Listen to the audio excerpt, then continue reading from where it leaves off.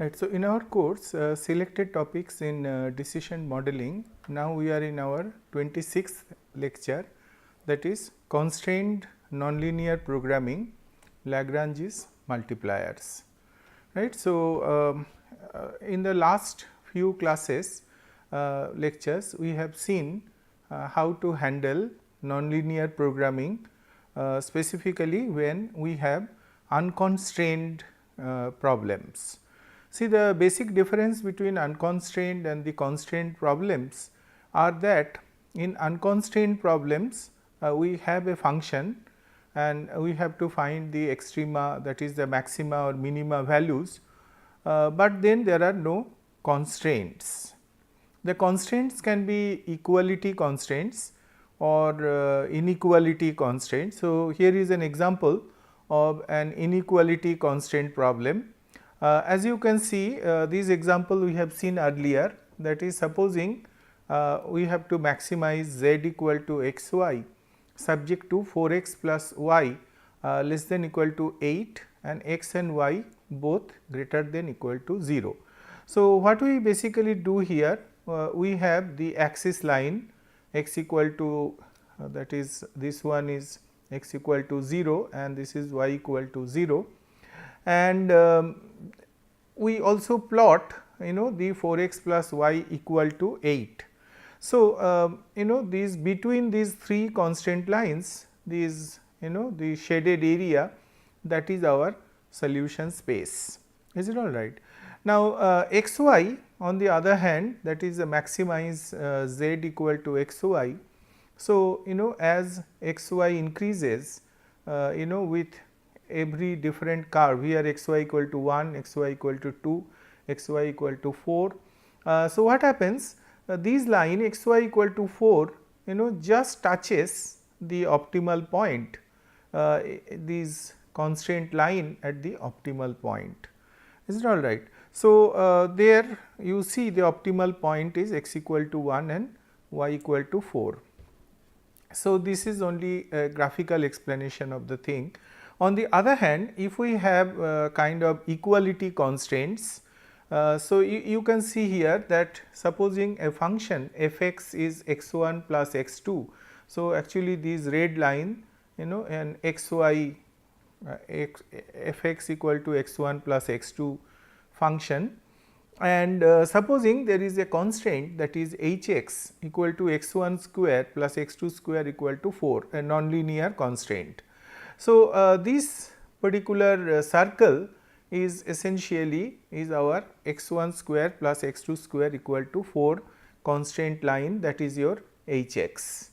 So, you see as the profit line moves, it just touches the constraint line in 2 points, one is B at the lower end and A on the other end. Is it all right? An interesting thing to note also that the gradient of this function f x, that is del f x, will be perpendicular to the line. An interesting question would be, what would be the gradient of the constant line? See, say for example, if I think of a point let us say here, can you tell me what would be the the direction of del h x. So, we have seen the direction of del f x. So, one is del f x, the gradient of the function f x, and the other could be the gradient of the function h x, let us say in a point here. So, you see at this point the del f x direction will be still this way, because this is the line, but then del h x will be in this direction, right. So, this point we might remember, which will be useful later, right. So, if we understood this, then let's move ahead. The constraint nonlinear programming problems again are of two types, the inequality constraints and the equality constraints. right. The constraint nonlinear programming problems with inequality constraints could be solved by using so called KKT conditions or Karush-Kuntakar conditions. We shall discuss Karush-Kuntakar conditions in due course of time in our next set of lectures, but in this lecture we shall see how we solve constraint nonlinear programming problems with equality constraints by making use of Lagrange's multipliers. Is it all right? So, what exactly is this Lagrange's multiplier? Let us look at this. So, here we have an NLP with equality constraints. The objective function could be linear or nonlinear. Constraints can also be linear or nonlinear, but the constraints are equality type. Is it all right? So, here is a general form. Maximize f x, x could be x 1 to x n, subject to h I x equal to b I could be 1 to m. So, then we define a Lagrange's function which is L x lambda is f x minus sum over h I x minus b I. Is it all right? So, that is the general form of Lagrange's function. So, to explain it a little bit more, supposing I have an objective function say maximize f x subject to say two constraints h 1 x say equal to b 1 and h 2 x equal to b 2. So, what would be our Lagrangian function in this case? So, you see we need two multipliers lambda 1 and lambda 2, lambda 1 for the first constraint and lambda 2 for the second constraint. So, the Lagrangian function will be x lambda equal to f x minus lambda 1 h 1 x minus b 1 minus lambda 2 h 2 x minus b 2. Is it all right? So, that would be the Lagrangian function. Now, here the x is basically a vector, it has could be a number of variables, it is a function of x, right. So, x could be x 1, x 2, x 3, it is a function of several x variables. So, this is how we define Lagrangian function. Now, one interesting point to note here about this negative sign out here. You might find in some texts they use a positive sign. Is it all right? Actually speaking, you see what really happens that if I use a plus sign, the lambda value will become then just the opposite of what we get if we take minus. And since lambda is a scalar quantity, therefore, it will only affect the value of lambda, but it will not affect the value of the unknowns, that is, or the decision variable, that is x. So, we get the same answer with regard to the unknowns, but with regard to the lambda value we might get slightly different quantity. In the discussions that will follow in all such problems, we shall going to be using the negative sign in all such situations, right. So, that is how we define the Lagrangian multipliers. Now, let us come back to the problem once again. We had maximize f x equal to x 1 plus x 2 subject to h x equal to x 1 plus x 2 square equal to 4. So, I have already told earlier that this is our h x and these are our profit lines. So, you can see 2 points A and B where the h x line, see this is our maximization function f x and this is h x. So, f x is just a tangent to the constraint line, Is it all right? So, there are two such points A and B. So, can you tell which one is the optimal point for maximization and which one is the optimal point for minimization in this particular problem? Right? If you look at it a little more carefully, you can easily understand that point B actually corresponds to your minimum value and point A correspond to maximum value. Is it all right? Now, another very interesting thing about the gradient. Now, see, there are two gradients. One is the gradient of h x, that is the constant line. The other one is the gradient of the profit line f x.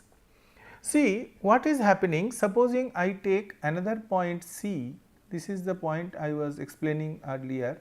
So, if I take a point C, then at this point you see this is the tangent to the constant line. So, this will be the direction of del h x, but then this would be the direction of del f x. So, you see the del f x and del h x, they are not in the same direction. So, if you have to add them, you have to do vector addition. But look at point B. In point B, the del f x is in this direction. Why?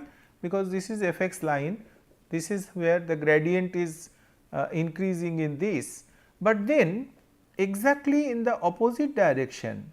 Can you see? So, if this is a tangent at this point, for h x function would be the direction of del h x. So, del f x and del h x are just opposite, just in the opposite direction.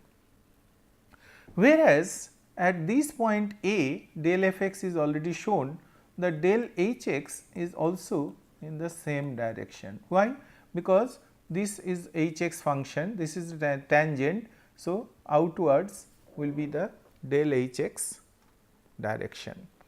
So, if you really combine these facts, you can find out that at the optimal point the del f x and del h x, that is the gradient of the function and the gradient of the constant line, they are parallel to each other, right, and they are actually can be added or subtracted easily, right. In fact, if I multiply by a suitable scalar, then del f x and del h x, they will cancel each other. So, exactly these factors have been written in the next slide. So, I will come back to this slide. So, you see here at the optimum point del f x is parallel to del h x. That means, the gradient of f x and the gradient of h x, the objective function line and the constraint line, they are parallel to each other. And other than the optimum point, we can move up and down to improve the objective function, and equation this equation del f x star at the optimum point minus lambda star del h x star equal to 0, because you see del f x and del h x are parallel and they are linearly dependent on one another, right. So, they can actually be added or subtracted as the case may be.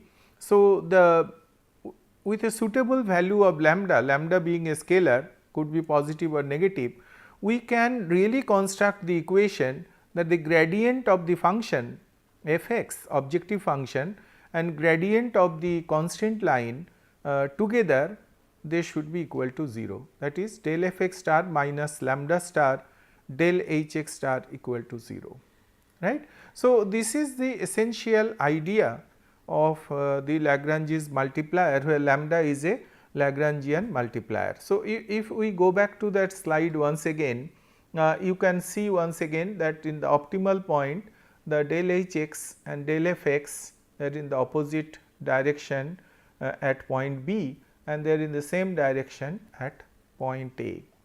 Is it all right?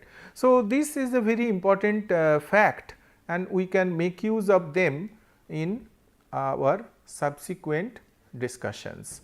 So, already we have seen the Lagrangian function is Lx lambda is fx minus lambda hx minus b. So, if we take partial differentiation, then we get actually del fx del x minus lambda del hx del x. So, compare this with this del equation. So, del x of fx minus del x of hx into lambda, these would be equal to 0.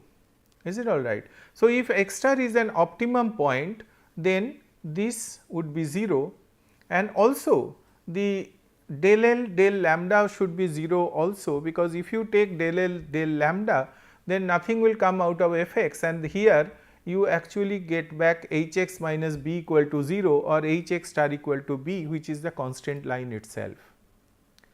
All right. So, essentially therefore, the Lagrangian multiplier method is that if I construct a Lagrange's function Lx lambda equal to fx minus lambda hx minus b, and we differentiate it with regard to the x variable partial differential, and also with regard to lambda, and put them equal to 0, we get a set of equations, and if we solve them, the value that you get of x out of them is going to be our optimum value, and these would form a set of necessary conditions for nonlinear programming problems with equality constraints. Is it all right? As a special case, I mean, you should also remember that these are only necessary conditions. So, special cases are those where you can also tell about convexity or concavity of the function as the case may be, because if you really want a maximum, the function should be concave, is it not? The objective function should be concave. So, that has to be really ensured, that has to be really ensured. So, in this particular case, the fx is x1 equal to x2 is a linear function, and this objective function is really both convex and concave functions. So, both maxima and minima could be found out, that should be remembered. So, Lagrange's multiplier by taking partial differentiation equating to 0, that would really give us the necessary conditions. The sufficiency conditions have to be separately evaluated as well, right. So, this much has to be remembered. Now, let us look at the problem once again. So, this is our example, this is the Lagrangian function fx minus lambda hx equal to 0, that is x1 plus x2 minus lambda x1 square plus x2 square minus 4, not 0, that is the Lagrangian function. So, now we equate to 0 the partial differentiation. So, what is the partial differentiation of this particular function? Can you work out? Who will work out now? Therefore, these values. What will be the value? Say del L del x1, what will be del L del x2, and what would be del L del lambda. So, these three values can you work out. The first one, if we differentiate with respect to x1, then what we get? We get the first term we get 1, and the second term nothing, third term we get minus 2 lambda x1 and nothing from the rest. So, that should be equal to 0.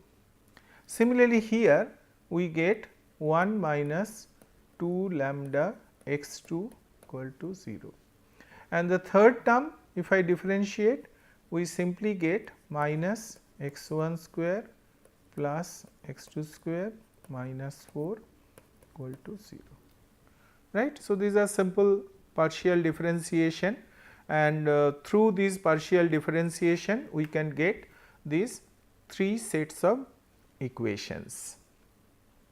So, let us look at it once again, that is this this is how we find out the partial differentiations. So, the partial differentiations would be this. So, del L del x 1 1 minus 2 lambda x 1, del L del x 2 1 minus 2 lambda x 2 is put to 0, and del L del lambda is minus x 1 square plus x 2 square minus 4 equal to 0. So, if I combine them, what are the equations that we get? We get 1 minus 2 lambda x 1 equal to 0, 1 minus 2 lambda x 2 equal to 0, and x 1 square plus x 2 square minus 4 equal to 0. Is it all right? So, if we have to solve, look here, we have 3 unknowns and we have 3 equations. So, easily we can solve. In fact, you can little bit of if you really look, then from first equation we get x 1 equal to 1 by 2 lambda, and from here we get x 2 equal to 1 by 2 lambda.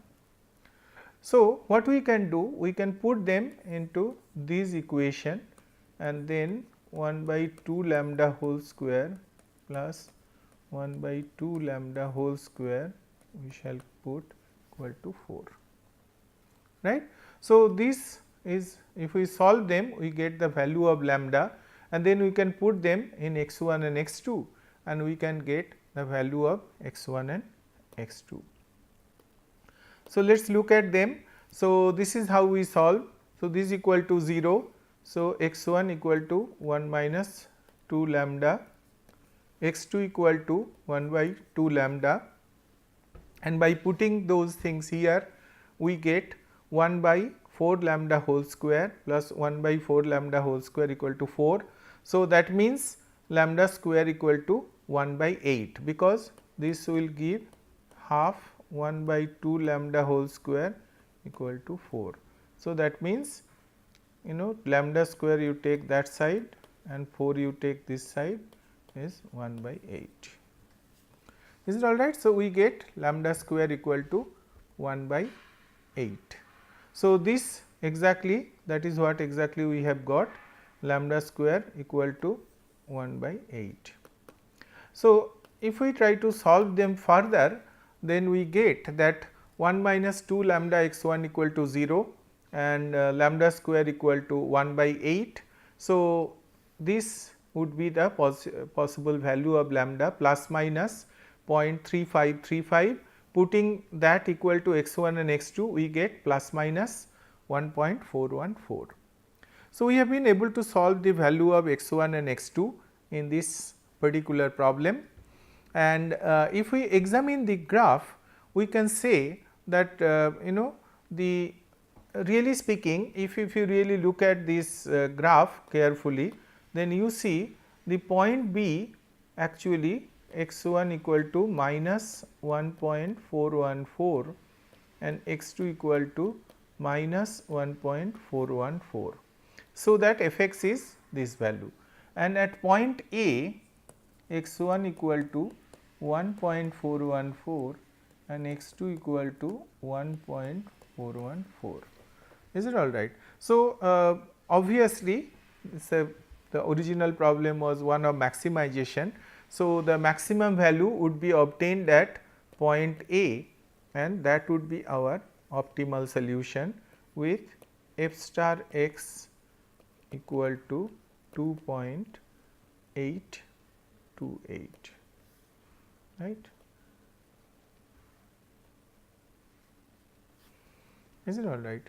So, that would be the value 2.828, that will be the functional value, right. So, that is how we can solve those problems. Once again, remember that we form the Lagrangian function, we make partial differentiation, solve them, but then since the Lagrangian multiplier, that differentiation really gives the necessary conditions only, we also have to remember about the maximum or minimum value of the function is ensured by either the second derivative conditions, or if we know the pattern of the graph, or if we know the concavity or convexity of the graph, then from that knowledge we have to really ascertain the sufficiency part of the problem, right. So, once we understood, in order to make our knowledge more clear, let us look at another problem. So, this particular problem we have maximize a function of x y equal to x square y subject to x square plus y square equal to 1. So, you see both the your constraint and the objective function, they are actually nonlinear, right. So, really speaking, the objective function here is a function x square y. You can see, obviously you have to prove it otherwise, but we see that from the nature of the function that this is a concave function, right. So, because it is a concave function, the maximization should be possible. So, we first form the Lagrangian function with the 3 variables x, y and lambda, that is x square y minus lambda x square plus y square minus 1. Is that right? That is the first task. Then we make those 3 differentiation with respect to x, with respect to y and with respect to lambda. With respect to x, what do we get? 2 x y minus 2 lambda x equal to 0. With respect to y, we get x square minus 2 lambda y equal to 0. And with respect to lambda, we get minus of the constant line x square plus y square minus 1 equal to 0. So, these are the 3 equality constraints we have to solve to find the values of the unknowns and the Lagrangian multiplier. So, what we can do essentially from these 3 constant lines, that since 2x by taking common y minus lambda equal to 0. So, it automatically means that either x equal to 0 or lambda equal to y. For the time being, assume x equal to 0. So, if x equal to 0, then from the second equation you can see that 2 lambda y equal to 0, is it okay? And since lambda equal to y, then both lambda and y will be 0. So, everything becomes 0. If everything is 0, then how can this 0 square plus 0 square minus 1 will never be 0. So, x cannot be 0, is it all right? So, essentially what we have just now seen, that x cannot be equal to 0, because if x equal to 0, then we cannot solve the system equations. So, if x not equal to 0, that means y equal to lambda, right. So, this second part will come. So, from the second part we can put that in the third constraint, that is x square plus y square equal to 1. So, we get basically that x square or lambda equal to y. So, we put not in this, we put in x square minus 2 lambda y equal to 0. So, if I put lambda equal to y, then I get x square minus 2 y square equal to 0. So, that is x square equal to 2 y square, right. So, that is what we get. Now, as you get this, we can put it here, then we get 2 y square plus y square equal to 1 or 3 y square equal to 1. So, y will become plus minus 1 by 3 root over, and from here x will be plus minus root over 2 by 3. So, this is very simple really. So, once we get this, then we can see this is our original problem. So, these are the 4 possible solutions. What are they? Plus plus, minus plus, plus minus and minus minus, right. Now, since the problem is one of maximization, it is, and we have an x square. So, which combination should we take? It is very clear that we should take the first 2 combination, that is this or this, because x square will be then 2 by 3, whether you take this or this, and y is root over 1 by 3, that would give the maximum possible functional value. So, therefore, we see that this is our solution and the objective function value is 2 by 3 root over 1 by 3, right. We can also obtain the Hessian matrix to predict the nature of the objective function.